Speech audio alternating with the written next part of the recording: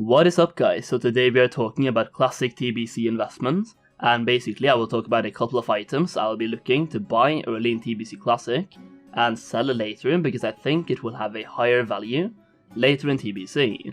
There's a couple of reasons as to why things will be cheap in phase 1 and more expensive later, but one reason you will see repeat itself is the fact that a lot of people, or a lot of players, will return to Classic WoW for TBC, and over time people will stop playing. This means that basic drops from regular mobs will be on high supply early on, and even though the demand might not be there from the start, the demand will slowly climb upwards as well throughout the expansion's lifetime.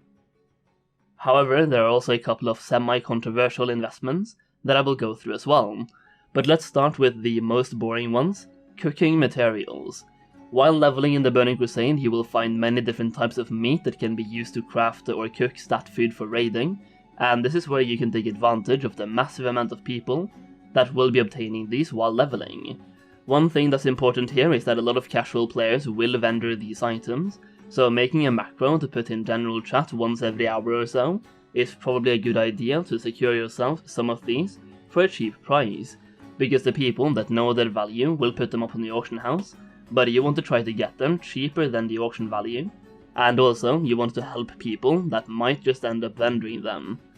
If you want to be extra annoying, you can also make a whisper macro for it, but don't tell anyone I told you that.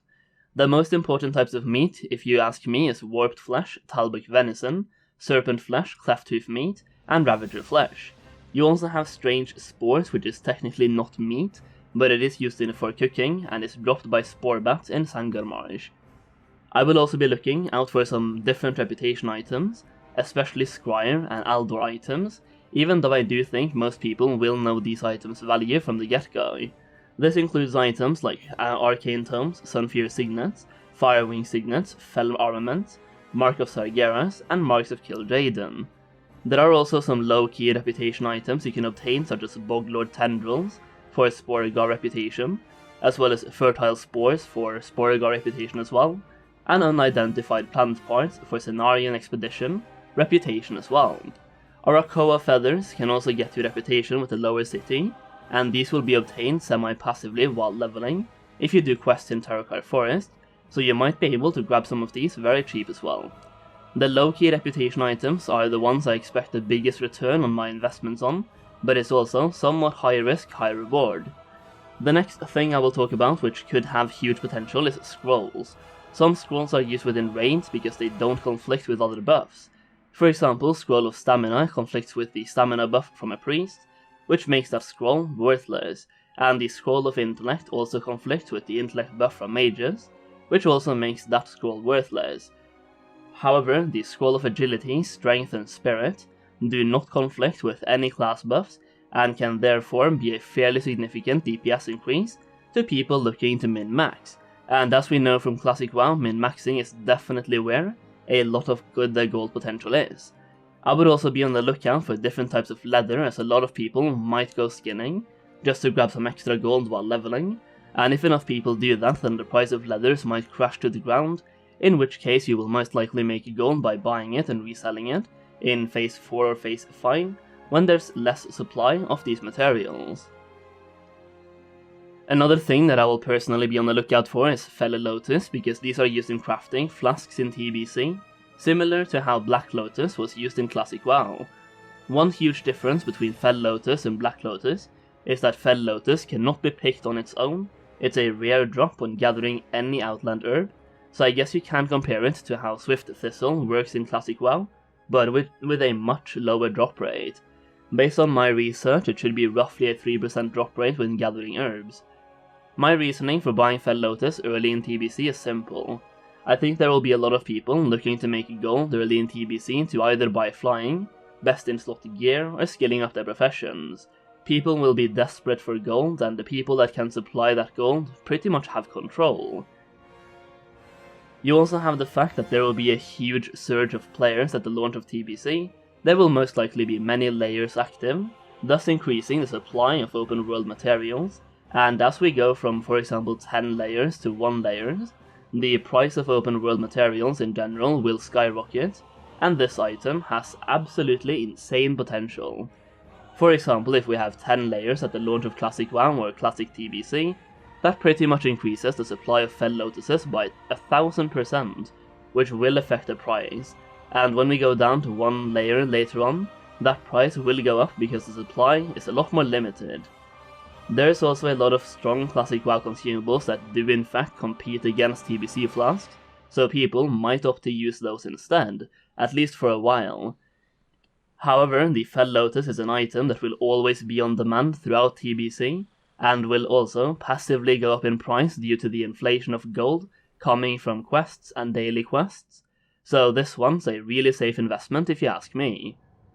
Next up, let's talk about Primals. This is going to be somewhat of a controversial one, I think, because first of all, I am not saying you should buy these in Phase 1, or even Phase 2 really, but it's definitely an item I will be paying close attention to when it comes to the price per Primal, as well as the supply. My thinking here is that Primals will be at absolute peak value in Phase 1 because everyone will be crafting their best in slot armor pieces through tailoring and leatherworking, which does require a ton of Primals. Additionally, the supply of Primals will be very limited because we can't start farming them before the Dark Portal opens, so we have a very limited supply of them for a while. And here's my thinking. After everyone has crafted their best in slot items, the supply of Primals will stay at a very high supply, while the demand will slowly go down.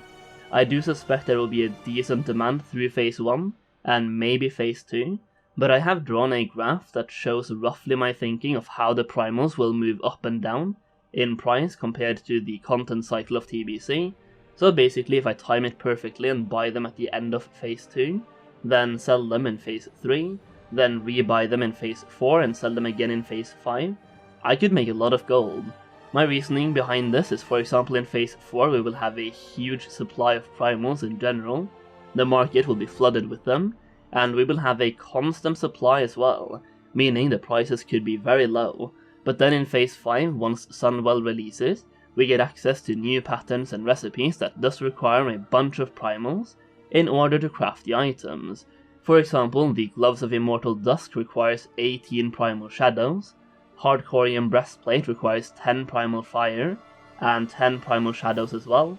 and the Hardcorium Band requires 20 Primal Air. You also have different engineering goggles that we should technically get access to in Phase 3, that does require a lot of Primals to craft, and that combined with the recipes you get from Black Temple, that also requires recipes to craft, is why I think there will be a small bump in price for Phase 3 as well. And for those of you who made it this far into the video, I would also suggest investing in some flame caps, as this has great potential, and unless Blizzard decides to nerf it compared to how it worked back in the original TBC, this will be an essential item in the min-max culture for raiding, and I can imagine this going up and up and up in price over the lifetime of the Burning Crusade, as people start speedrunning all of the raids including Black Temple and Sunwell, and using this item is absolutely crucial for ranking and getting that pars. You also have the fact that inflation will once again make the price of items that are on demand go up as well, so I would not be surprised if the real price of flame caps doubled or tripled throughout the Burning Crusade's lifetime. Don't take my advice for it though, invest in the items on your own risk. There's always a risk, so just invest in the items you personally believe in. You also have the argument, once again, of the more layers there are early in Classic TBC, the more supply there will be of flame caps as well, which will mean lower prices, and as we get less layers, the prices should go up. And you know what, that's pretty much it for my investments video for TBC. At least for now, these are the items I'm personally looking for, and I expect some of them to give absolutely crazy returns over the lifetime of the Burning Crusade. If you enjoyed the video, please hit that like button for the YouTube algorithm, and make sure you subscribe to the channel as well, as I'll be uploading a lot more TBC content and you don't want to miss it. Thank you so much for watching, and I'll see you again very soon.